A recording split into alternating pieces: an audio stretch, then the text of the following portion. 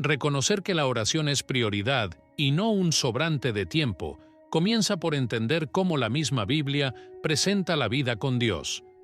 Desde el principio, el Señor llama a su pueblo a buscarle antes que cualquier cosa. Jesús afirmó: «Buscad primero el reino de Dios y su justicia». Evangelio de Mateo, capítulo 6, versículo 33. Primero no es un detalle retórico, es una orden de prioridad. La enseñanza es clara. La vida se organiza a partir de Dios, no al revés. Cuando la oración ocupa el primer lugar, todo lo demás encuentra su lugar debido. El ejemplo de Jesús refuerza este principio. Los evangelios muestran que Él apartaba tiempos específicos para estar a solas con el Padre. De madrugada, todavía muy oscuro, se levantó, salió y se fue a un lugar desierto y allí oraba. Evangelio de Marcos, capítulo 1, versículo 35. En otra ocasión, se retiraba a lugares solitarios y oraba. Evangelio de Lucas, capítulo 5, versículo 16. Si el mismo Hijo, en medio de una agenda cargada, consideraba la oración un compromiso inaplazable, nosotros también debemos tratarla como prioridad absoluta y no como actividad que entra solo cuando queda tiempo. La Biblia también enseña que la constancia nace de la decisión de poner la oración en el centro del día. Daniel, aún bajo amenaza, oraba y daba gracias delante de su Dios como solía hacerlo. Libro de Daniel, capítulo 6, versículo 10. No se trata de legalismo, sino de fidelidad. Lo que es importante tiene agenda, lugar y perseverancia. Por eso, la orientación bíblica, orad sin cesar. Primera carta a los Tesalonicenses, capítulo 5, versículo 17, describe un estilo de vida en el que el corazón permanece vuelto hacia Dios y momentos específicos de oración sostienen esa postura continua. En la práctica, reconocer la prioridad de la oración significa separar tiempo real para Dios. Para algunos, el inicio de la mañana será el momento más sabio, como vemos en Jesús. Para otros, la noche, cuando la casa guarda silencio, traerá mejor concentración. El horario en sí no es un mandamiento, pero el principio es bíblico: reservarse para Dios de modo deliberado, como quien marca una audiencia con el rey. Cerrar la puerta, Evangelio de Mateo, capítulo 6, versículo 6, reducir distracciones y presentarse con sinceridad forman parte de esta prioridad. El Padre, que ve en lo secreto, no desprecia el tiempo consagrado que le ofrecemos. Tratar la oración como primera necesidad también corrige un error común: pensar que solo oramos cuando tenemos ganas. La Biblia llama a la obediencia, no a depender del ánimo. El salmista exhorta: «Por la mañana oirás mi voz». Libro de los Salmos, capítulo 5. Decisión, no impulso. Y cuando las presiones aumentan, Filipenses aconseja: «Por nada estéis afanosos, sino que en todo, mediante oración y súplica con acción de gracias, sean dadas a conocer vuestras peticiones delante de Dios». Carta a los Filipenses, capítulo 4, versículo 6. En lugar de permitir que la ansiedad dicte la agenda, llevamos la agenda al Señor en oración. Priorizar la oración no elimina responsabilidades, las organiza. Al comenzar el día en la presencia de Dios, pedimos dirección, y Él endereza nuestras sendas. Libro de Proverbios, capítulo 3. En lo cotidiano, esto puede significar algo simple: antes de abrir el correo electrónico o las redes, abrir la Biblia y hablar con el Padre. Antes de grandes decisiones, buscar la sabiduría de lo alto. Carta de Santiago, capítulo 1. Antes de responder a provocaciones, pedir dominio propio y gracia. Pequeñas obediencias sostenidas en el tiempo forman una vida de oración firme. Otra evidencia bíblica de prioridad es la unión entre palabra y oración. El salmista declara: «Lámpara para mis pies es tu palabra y luz para mi camino». Libro de los Salmos, capítulo 119. Entrar en oración a partir de las Escrituras mantiene el corazón alineado a la voluntad de Dios y evita que la conversación se centre solo en nosotros. Al leer un salmo de alabanza, comenzamos agradeciendo. Al encontrar una promesa, pedimos con fe. Ante una orden, confesamos y nos disponemos a obedecer. Así, la oración deja de ser apresurada y pasa a ser respuesta a lo que Dios ya habló. Reconocer la prioridad también implica luchar contra los ladrones del secreto. Jesús advirtió sobre oraciones hechas para ser vistas. Evangelio de Mateo, capítulo 6, versículos 5 al 8. La prioridad es la presencia de Dios, no la impresión de las personas. Por eso, apagar interrupciones, reducir el ruido y entrar en la habitación interior es un acto de fe. Es decir, con la agenda y con el cuerpo. Señor, tú eres primero. Cuando la oración ocupa el lugar de honor, cosechamos frutos que la misma Biblia promete. Pablo habla de paz que sobrepasa todo entendimiento, guardando corazón y mente. Carta a los Filipenses, capítulo 4, versículo 7. Isaías anuncia que Dios guardará en completa paz a aquel cuyo pensamiento en ti persevera, porque en ti ha confiado. Libro de Isaías, capítulo 26. No es promesa de una vida sin aflicciones. Jesús avisó que en el mundo tendríamos aflicciones. Evangelio de Juan, capítulo 16. Pero es seguridad de presencia, dirección y consuelo en medio de ellas. Tal vez digas, mi rutina es muy apretada. La Biblia no ignora el peso de los días, pero llama a la sabiduría. Aprovechad bien el tiempo, porque los días son malos. Carta a los Efesios, capítulo 5. Redimir el tiempo empieza por consagrarlo. Si son 15 minutos bien entregados, que sean enteros. Si es media hora, que sea con el corazón entero. El Señor no desprecia lo poco cuando es sincero, como no despreció la pequeña ofrenda dada con todo el corazón. Evangelio de Marcos, capítulo 12. Por último, recordar que la oración es prioridad, rescata el sentido de la relación. Dios nos llama hijos y nos invita a acercarnos con confianza al trono de la gracia para alcanzar misericordia y hallar gracia para el oportuno socorro. Carta a los Hebreos, capítulo 4. Priorizar la oración es priorizar al Padre. Es decidir, cada amanecer y cada noche, que Él no recibirá nuestras obras, sino lo primero y lo mejor de nuestro tiempo. Y esta decisión, repetida día tras día, afirma la vida de oración y profundiza la relación con aquel que nos amó primero. Reconocer la necesidad de orar con sinceridad es un paso esencial para que la vida de oración se mantenga firme y en armonía con lo que Jesús enseñó. La Biblia muestra que Dios no se agrada de palabras repetidas sin corazón, ni de oraciones dichas solo para aparentar. Jesús advirtió en el Evangelio de Mateo, capítulo 6, que no debemos orar para ser vistos por los hombres, sino entrar en lo secreto y hablar con el Padre que ve en lo secreto. Esto significa que la oración sincera es aquella que brota de lo más profundo del corazón, sin pretensiones, sin querer impresionar a nadie, y con el único deseo de estar en la presencia de Dios.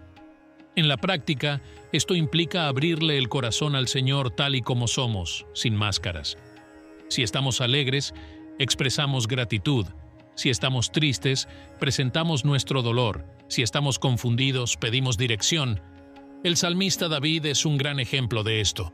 En los salmos encontramos oraciones llenas de alabanza, pero también de clamor y de súplica, y hasta de preguntas difíciles. Eso nos enseña que la sinceridad no es solo decir lo correcto espiritualmente, sino lo que realmente hay en nuestro interior, confiando en que Dios nos conoce y nos ama.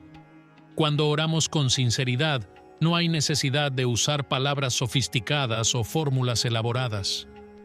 Jesús dijo que nuestro Padre ya sabe lo que necesitamos antes de pedírselo. La sinceridad corta la distancia y nos permite relacionarnos con Dios como hijos que se acercan a su Padre. En el día a día, esto puede significar hablar con Él mientras trabajamos, caminamos o estamos en casa, con la misma naturalidad con la que hablaríamos con un amigo íntimo, pero con el respeto y la reverencia que merece nuestro Creador. También es importante entender que la sinceridad en la oración no significa falta de orden o de reverencia, sino autenticidad. Podemos orar con las palabras de la Biblia, especialmente de los Salmos, y al mismo tiempo expresar nuestras propias palabras, mezclando lo que Dios ya dijo con lo que vivimos hoy. Esto fortalece la fe porque recordamos las promesas y verdades de la palabra mientras presentamos nuestras realidades actuales. Jesús nos mostró este modelo en el Getsemaní cuando oró con tal intensidad que sudó gotas de sangre. Él fue completamente sincero al decirle al Padre que, si era posible, pasara de él aquella copa, pero al mismo tiempo se rindió diciendo: «No se haga mi voluntad, sino la tuya». Esa es la esencia de una oración sincera: traer lo que sentimos, pero someterlo a la voluntad de Dios. Por eso, para mantener la vida de oración firme, debemos recordar que lo más valioso no es la cantidad de palabras, sino la verdad que hay en ellas. Una oración corta pero sincera puede tener más peso que una larga llena de frases vacías. Así, cada vez que nos acerquemos a Dios, que sea con un corazón transparente, confiando en que Él ve más allá de las palabras y recibe con amor lo que viene de lo profundo de nuestro ser. Mantener una vida de oración firme también requiere perseverancia, aun cuando no vemos respuestas inmediatas.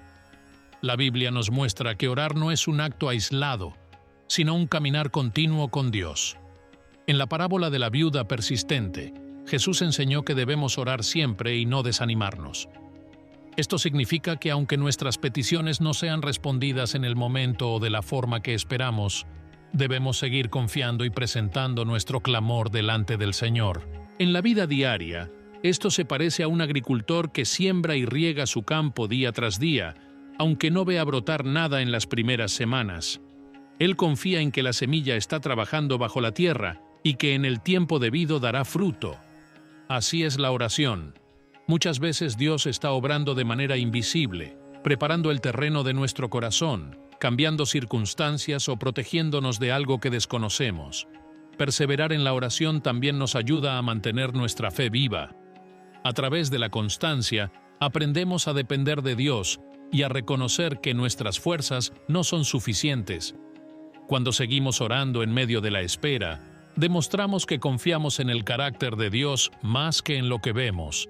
El apóstol Pablo nos anima en Tesalonicenses a orar sin cesar, y esto no significa estar todo el día de rodillas, sino mantener una actitud de comunión y dependencia constante.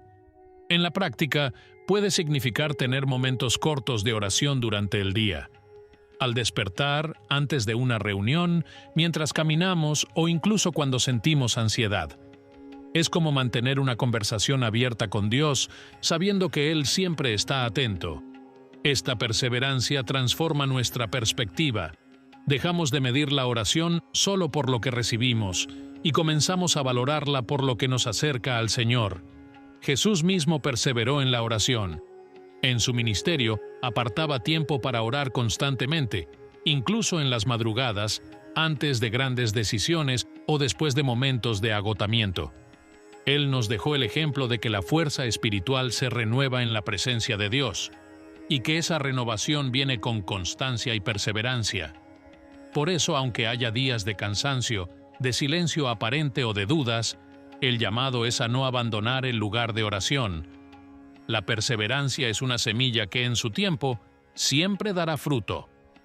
La respuesta puede ser una transformación en nuestro carácter, una dirección clara en nuestras decisiones o incluso un milagro que no imaginábamos. Pero todo comienza con la decisión de seguir orando, confiando en que Dios siempre está escuchando y obrando para nuestro bien. Para mantener la vida de oración firme, Jesús nos enseñó la importancia de buscar a Dios en lo secreto. En Mateo capítulo 6, Él dijo claramente que cuando oremos, entremos en nuestro cuarto, cerremos la puerta y oremos a nuestro Padre que está en lo secreto, y el Padre, que ve en lo secreto, nos recompensará en público. Esto no significa que no podamos orar en grupo o en público, porque la misma Biblia muestra ejemplos de oraciones comunitarias, sino que nuestro fundamento debe estar en una relación íntima y personal con Dios, lejos de las distracciones y del deseo de impresionar a otros. En la práctica, orar en lo secreto es apartar un tiempo y un lugar donde podamos estar completamente enfocados en el Señor. No importa si es un cuarto, un rincón de la casa, el asiento de un autobús o un banco en un parque. Lo importante es que nuestra mente y corazón estén puestos únicamente en Él. Esto nos ayuda a desarrollar una conversación más profunda, sin interrupciones y sin preocupaciones por lo que otros puedan pensar. Esta enseñanza de Jesús también es un llamado a cultivar autenticidad en nuestra vida espiritual. Cuando oramos solos, sin espectadores, nuestra motivación es puramente buscar a Dios, no obtener aprobación humana. Ahí es donde la fe se fortalece, porque dependemos solo de la presencia de aquel que nos escucha en todo momento. Además, ese tiempo a solas es donde muchas veces recibimos la dirección que necesitamos. Sentimos paz en medio de la tormenta y somos renovados para enfrentar el día. Un ejemplo claro de esto es la vida de Jesús mismo. A pesar de tener multitudes siguiéndolo, él se apartaba para orar a solas con el Padre. Lo hacía en la madrugada o en lugares desiertos, demostrando que la intimidad con Dios es más importante que cualquier actividad pública o ministerial. Él sabía que la fuerza para cumplir su misión no venía de la admiración de la gente, sino de la comunión constante con el Padre. En nuestro día a día, esto puede significar levantarnos un poco más temprano para buscar a Dios antes de que empiecen las tareas o aprovechar la noche para cerrar el día en oración. Puede significar apagar el celular, dejar de lado las redes sociales y dedicar esos minutos a hablar con el Señor. Aunque sean pocos minutos, si son de calidad y dedicados solo a Él, nuestra vida espiritual se fortalecerá. La oración en lo secreto es como el tronco de un árbol. No se ve, pero sostiene toda la estructura. Lo que el mundo ve de nosotros, nuestras palabras, actitudes y decisiones, será el fruto visible de lo que cultivamos en intimidad con Dios.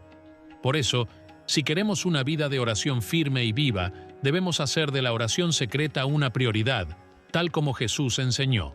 Otra lección fundamental que Jesús nos deja para mantener la vida de oración firme es orar con sumisión a la voluntad de Dios. En Getsemaní, poco antes de ser entregado, él oró diciendo: «Padre, si es posible, aparta de mí esta copa. Sin embargo, no sea como yo quiero, sino como tú quieres». Esa oración es un ejemplo poderoso de fe y rendición total. Jesús, incluso en un momento de dolor y profunda angustia, eligió confiar plenamente en el plan del Padre. Orar con sumisión significa reconocer que Dios sabe más que nosotros, que su conocimiento es perfecto y que su voluntad es siempre buena, agradable y perfecta. Muchas veces, llevamos nuestras peticiones a Dios con un guión ya hecho, diciéndole cómo debería actuar. Pero la Biblia nos enseña que la oración no es para convencer a Dios de hacer lo que queremos, sino para alinear nuestro corazón con lo que Él desea para nosotros. En la práctica, esto puede verse cuando oramos por algo que deseamos mucho, sea un trabajo, una sanidad, una solución para un problema familiar, y al mismo tiempo decimos: «Señor, haz tu voluntad». No es renunciar a la petición, sino reconocer que, si la respuesta de Dios es diferente, aún así confiamos en que es lo mejor. Esta postura trae paz, porque nos libera del peso de querer controlar el resultado. También nos protege de la frustración innecesaria, porque entendemos que Dios no nos niega algo por falta de amor, sino porque tiene un propósito mayor. José, en Egipto, es un ejemplo de esto. Él podría haber orado para salir de la cárcel de inmediato, pero Dios tenía un plan que incluía ese tiempo de espera, para que en el momento correcto se convirtiera en gobernador y salvara muchas vidas. Esta sumisión no es pasividad. Jesús nos enseñó a pedir, buscar y llamar, pero siempre con un corazón dispuesto a aceptar la respuesta del Padre, sea sí, no o espera. Esto exige humildad, porque significa poner los deseos de Dios por encima de los nuestros. Es lo opuesto a una oración egoísta y nos lleva a una madurez espiritual que entiende que la vida cristiana trata de glorificar a Dios y no solo de cumplir nuestros propios sueños. Cuando aprendemos a orar de esta forma, nuestra vida de oración se vuelve más estable y menos dependiente de las circunstancias. No nos animamos solo cuando recibimos lo que pedimos, ni nos desanimamos cuando las cosas no salen como planeamos. Comenzamos a ver la oración como una relación constante, y no como una simple lista de pedidos. Si nuestra oración siempre está filtrada por la frase «hágase tu voluntad», se vuelve más poderosa, porque está alineada con el corazón del Padre. Y aunque las respuestas no lleguen como imaginamos, descubrimos que estar en el centro de la voluntad de Dios es siempre el mejor lugar para estar.